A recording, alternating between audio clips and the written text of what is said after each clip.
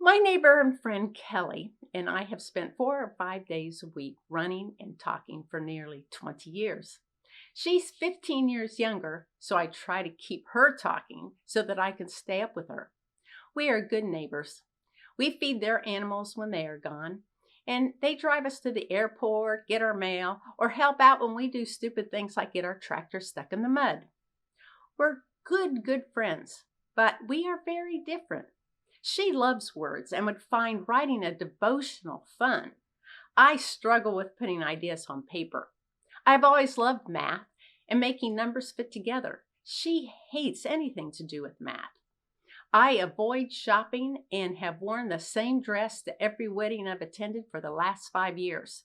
She buys a new outfit for any occasion, and we are opposites in our views on politics. But we have really important things that are the same: our love for running, our love for family, and more importantly, our love for God and our wanting to understand His will for us. We have always shared things during our runs: excitement over children's accomplishments, frustration over a job matter, fun tidbits of life, sadness when a parent is ill or dies. Although we never totally avoided our different political views, when things got uncomfortable, we'd typically change the subject. I had many other people in my life that I would see regularly, and they shared my views and made me feel comfortable with my biases. But the pandemic changed things. My outside, in person contacts were limited. For months, I really only spent time in person, maskless time that is, with my husband Norman and my neighbor Kelly. As things shut down, one thing was certain: if I was going to stay sane, I needed to keep running. Kelly felt the same. We discussed it and decided that we could be safe. We both were being careful in the outside world. We would run outdoors, and we would run on opposite sides of the road, which is easy when you live on a dead end out in the country. And we wouldn't hug.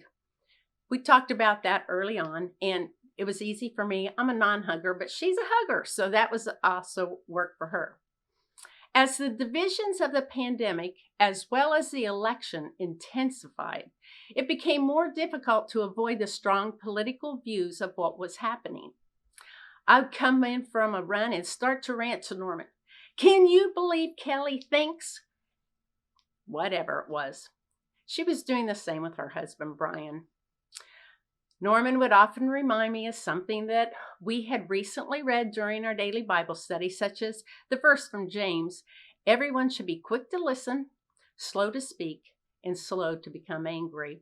And I could calm down and go on with my day. The thing is, I value her friendship and intelligence and her faith in God that she so often expresses in caring acts to others.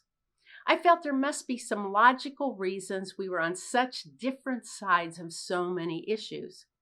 Instead of avoiding the issues, we began to ask each other why we believed what we did.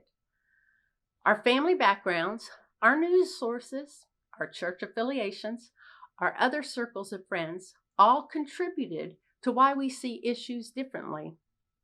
As we listened to each other, we gained understanding not just of each other, but of people in general. Did my views change? Probably not much. There was no big reversal in what either of us believed about vaccinations or who to vote for.